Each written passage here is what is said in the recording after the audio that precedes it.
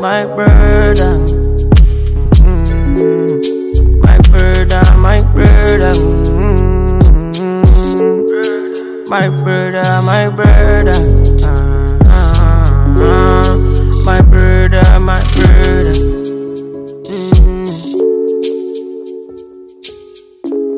Nothing to do you, I go ever touch you. My belly people no go ever catch you. If I get money, why I no go sponsor you? 34, let me hold this thing. Hold this thing, pass out, come up for you. I don't back well. All these kind of people they see now we supposed to they use them. Now what things with this? We see government things they spoil, they repair them. Don't wait.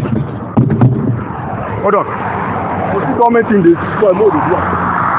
Hold on for me. Let people no go ever catch you. If I get money, why